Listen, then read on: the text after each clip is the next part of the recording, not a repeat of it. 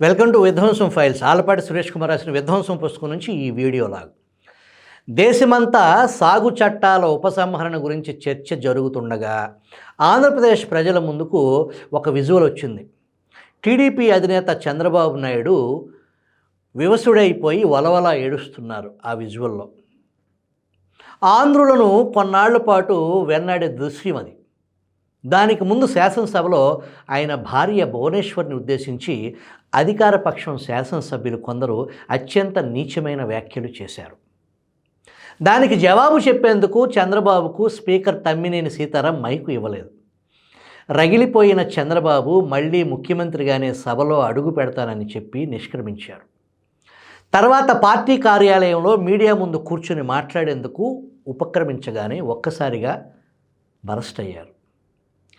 40 ఏళ్ల పైచిలకు చంద్రబాబు రాజకీయ జీవితంలో ఆయన ఈ విధంగా బహిరంగంగా రోదించడం ఇదే మొదటిసారి.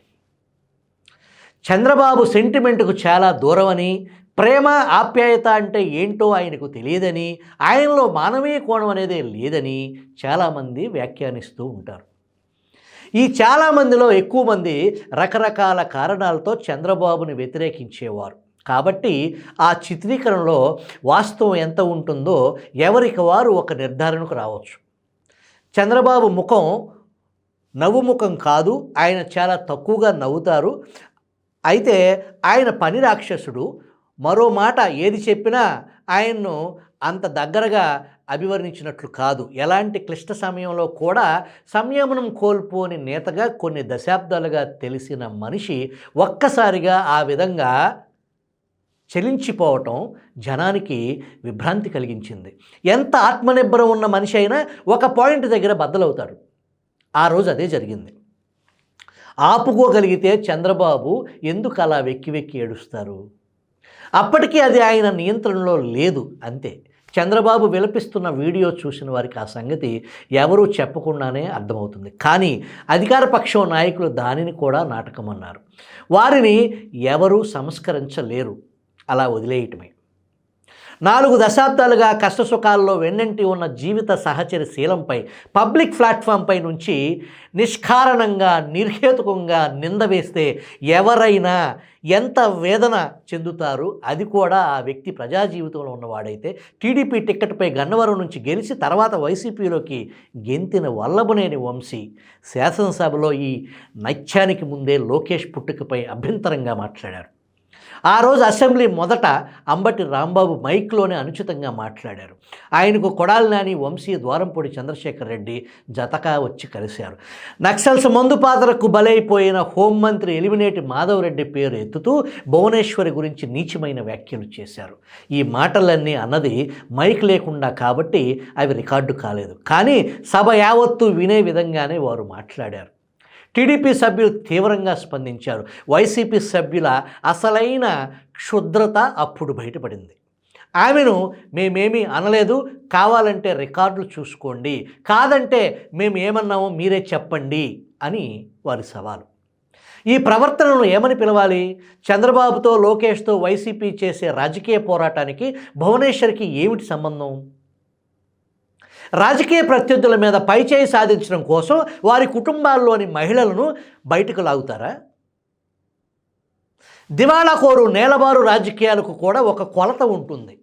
ఆ పతనాన్ని కొలవటానికి ఎంత లోతుకని వెళ్ళగలం?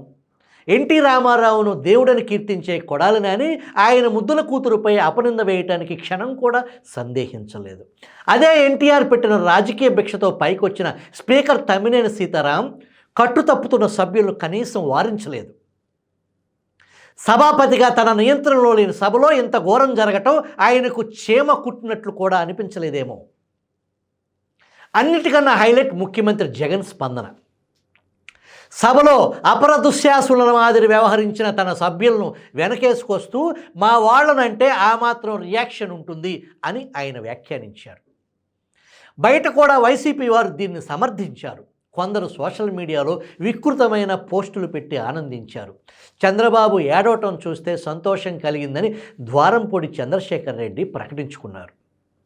అసెంబ్లీలో వైసీపీ సభ్యులు ప్రవర్తించిన తీరు చట్టసభల గౌరవాన్ని నిలువున లోతుకు పాతిపెట్టింది. ఈ సంఘటనకు ముందు ఆ తర్వాత కూడా సభలో అధికార పక్షం తీవ్ర అభ్యంతరకరంగా ప్రవర్తించిన సందర్భాలు అనేకం ఉన్నాయి. కానీ ఇది వాటన్నిటికంటే భిన్నం.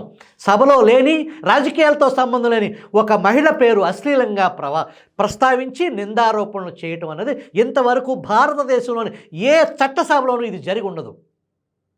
ఇంత నైత్యానికి ఒడిగట్టిన జగన్ నేతృత్వంలోని వైసీపీ తర్వాత కూడా పశ్చాత్తాపాన్ని కనీసం సూచించలేదు.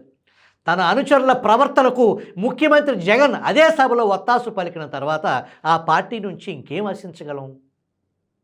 వైసీపీ సంస్కారం స్థాయి అది. తనకు జరిగిన ఘోరమైన అవమానానికి భువనేశ్వరి చాలా హుందాగా స్పందించారు. ఇలాంటి అవమానం మరొక స్త్రీకి ఎదురు కాకూడదన్న ఒక్క మాటకు ఆమె పరిమితమయ్యారు. ఎవరి సంస్కారం వారిది.